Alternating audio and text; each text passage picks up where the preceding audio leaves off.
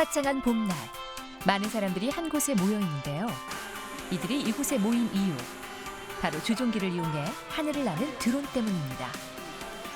간단한 조종법 덕분에 누구나 취미로 즐길 수 있는데요. 드론을 활용해서 하늘을 날아다니는 그런 맛이 굉장히 있습니다. 어떻게 나는지는 잘 모르겠는데요. 이렇게 가벼운 그 기계가 하늘을 이렇게 날 수 있는 게 너무 신기한 것 같아요. 국내에 정식 등록된 수만 해도 만여 대에 이를 만큼 드론에 대한 관심은 늘어가고 있는데요. 그야말로 일상 속 드론 시대. 각양각색의 드론이 비행하는 모습은 이제 주변에서 흔히 찾아볼 수 있습니다.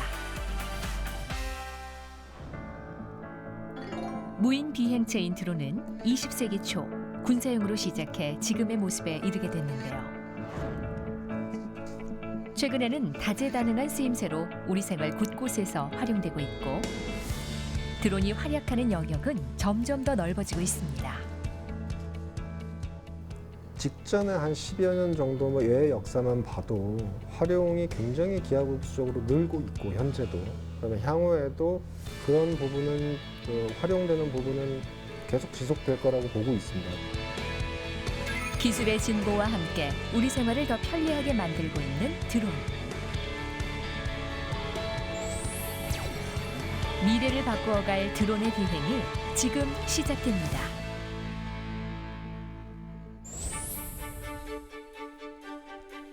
지난 4월 16일 코로나19의 확산으로 제주도에선 특별한 배송 작전이 벌어졌는데요. 제주도 주변의 작은 섬에 공적 마스크를 전달하는 일입니다. 저희가 지금 요 밑에 저희 공적 마스크를 한 300개 정도 장착이 있습니다. 일부러. 이 배송 작전에서 가장 핵심적인 역할을 하는 것이 바로 드론인데요. 지금 25개 0.5입니다. 마스크를 싣고 마침내 공중으로 떠오른 드론.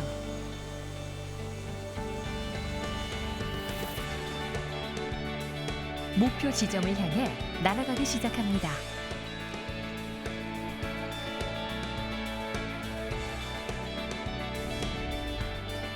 오늘은 가깝게는 제주도에서 1.4km 떨어진 비양도, 멀게는 3km에서 10km까지 떨어진 섬들까지 마스크를 배송할 계획인데요. 우선 서귀포시에서 출발해 제주도 남쪽에 위치한 섬 가파도에 무사히 도착하는 것이 목표입니다.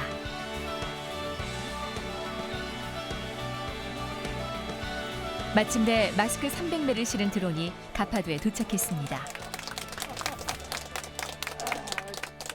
거기 약국도 없고 또 우체국도 없다 보니까 마스크 그동안 애로가 많았을 텐데 마을 주민 전 주민한테 태워졌거든요.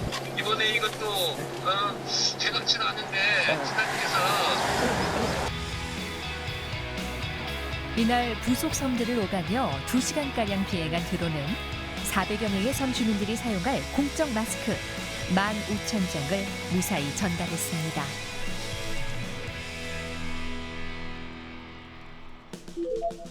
최근 제주도에선 물품 배송, 해안 순찰 등 다양한 분야에서 드론을 활용하는 방안을 수립하고 있는데요. 일단은 거리나 어떤 접근성이 제한된 영역에 대해서 새로운 기술을 활용해서 접근성을 확보한다는 측면에서 행정적인 측면이나 아니면 도민들이 받아들이는 관점에서 굉장히 좀 우호적이고요. 특히 해외에서도 굉장히 좀 충격을 많이 줬던 것 같습니다. 유튜브나 이런 걸 보면은 해외에서 이렇게 외곽의 섬까지도 마스크 제공이나 아니면 코로나 대응을 한다는 부분에 대해서 이런 기술을 가지고서 즉 감염병 상황에 대응한다는 부분에서 굉장히 좀 호응이 좋았습니다. 바다를 건너 새로운 길을 연결한 드론. 이날 드론은 왕복 20km의 거리를 불과 1시간 만에 비행할 수 있었는데요.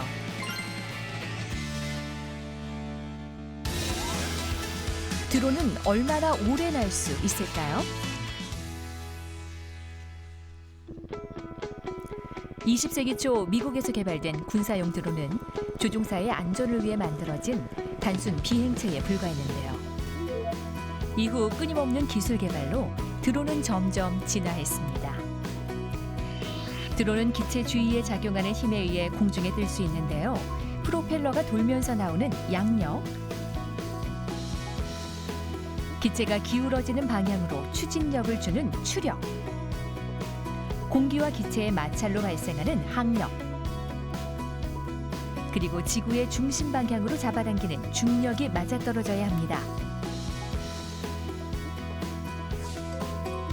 드론의 몸체는 프로펠러와 이를 가동하는 모터, 중앙 제어 장치와 배터리로 구성되어 있는데요. 드론의 비행 시간은 배터리의 성능에 의해 좌우됩니다. 기존에 일반적으로 사용되던 리튬 이온 전지로는 30분 정도 비행이 가능했죠. 경기도 용인에 위치한 한 연구소. 이곳에서는 수소 전기를 이용한 에너지 활용을 연구하고 있는데요.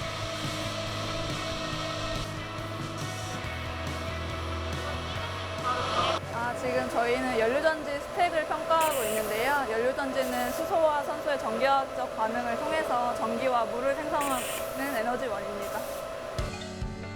물을 전기 분해하면 전극에서 수소와 산소가 발생하는데요.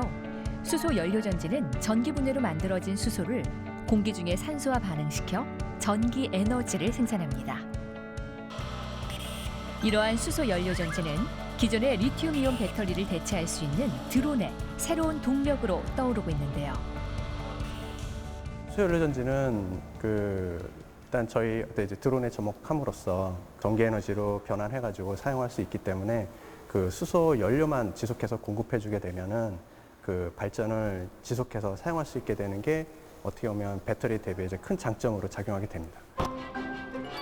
연구팀은 지난 2018년 수소 연료 전지를 장착할 수 있는 전용 드론을 개발했는데요. 이게 수소 연료 전지 드론입니다. 그래서 수소 연료 전지를 사용하기 때문에 일반 배터리 드론에 비해서 약 한 4배 정도의 비행 시간이 길고요. 그래서 2시간 정도 비행이 가능합니다. 수소 연료 전지는 친환경 연료일 뿐 아니라 높은 에너지 효율성을 자랑하는데요. 기존의 리튬 이온 전지에 비해 5배 이상 에너지 밀도가 높습니다.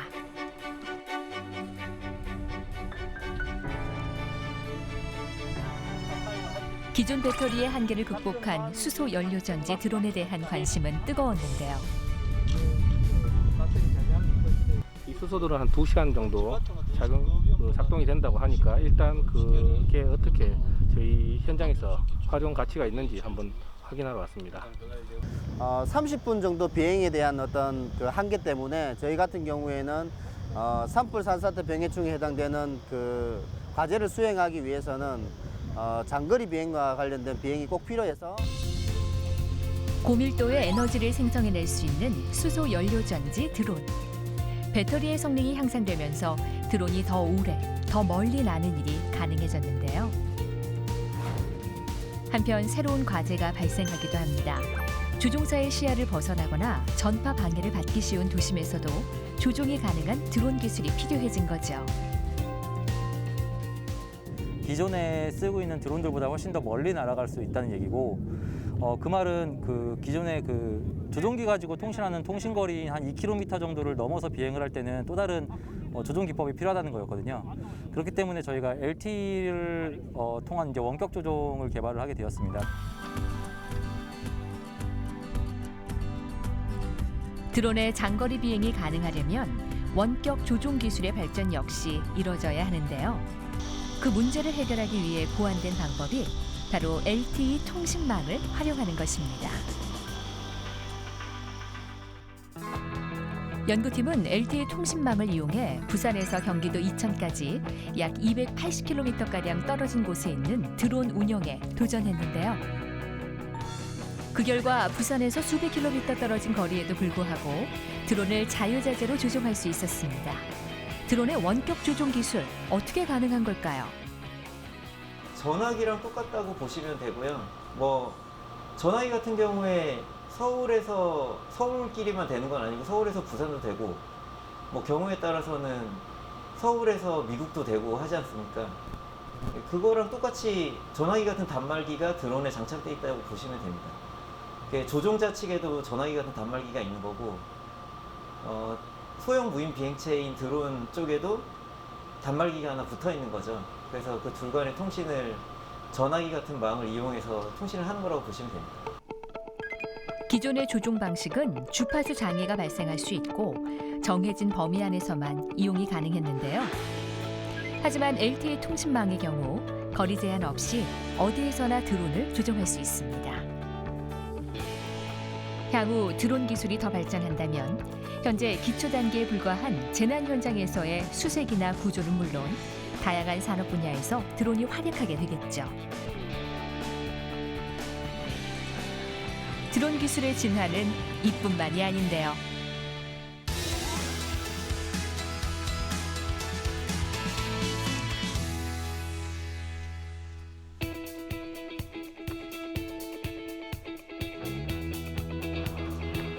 드론의 비행 기술을 개발하는 연구팀.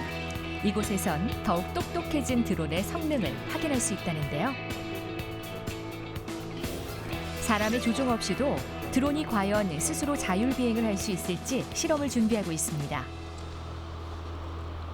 일반적인 드론을 다 GPS를 기반으로 해서 자기 위치를 알고 비행을 하게 되는데 지금 준비하고 있는 드론은 GPS가 없는 실내 상황에서 자율적으로 어떻게 비행을 할 거냐라는 모습을 이제 보여드릴 건데요. 벽으로 막혀있는 미로에 드론을 투입. 장애물을 피해 스스로 길을 탐색하고 원래의 자리로 되돌아오는 것이 목표인데요. 천천히 주변을 탐색하며 비행하는 드론.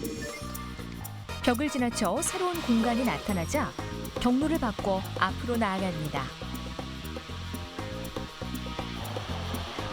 자신의 위치를 파악하는 것은 물론 장애물을 피해 새로운 길을 인식하며 스스로 비행합니다.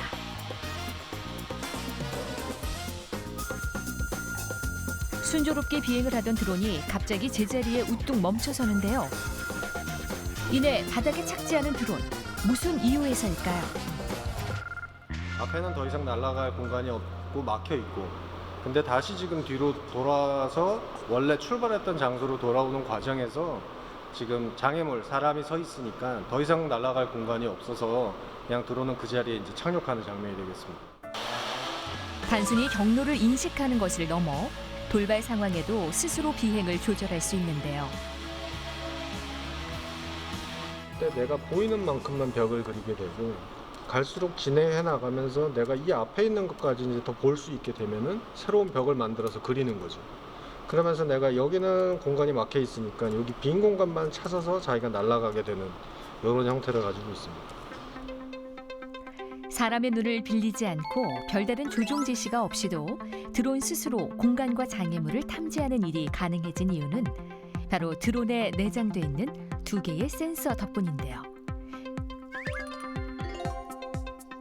270도 평면 범위를 탐색할 수 있는 라이더 센서와 깊이를 탐색할 수 있는 스테레오 카메라 센서 기술이 결합해 최대 100m 거리 내에 있는 장애물을 정확히 탐지하고 주변 지도까지 생성해내죠.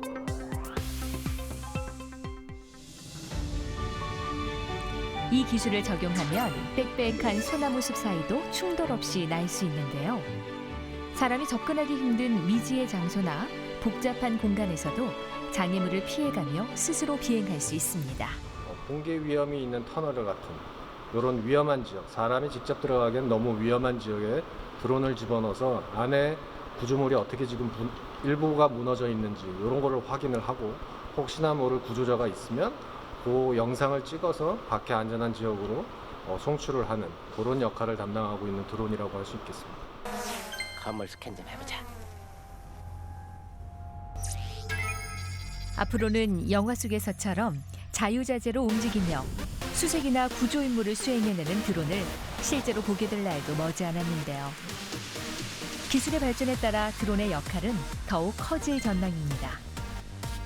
미래에는 사람이 드론에 탑승하는 드론 자동차가 새로운 이동수단이 될 수 있고 드론을 이용해 먼 거리까지 간편하게 택배를 주고받을 수 있게 되겠죠. 또 실시간 모니터링을 통해 위험으로부터 우리의 삶을 안전하게 지켜줄 수도 있고 나아가 미지의 세계인 우주를 탐색하는 드론이 등장할 수도 있겠죠.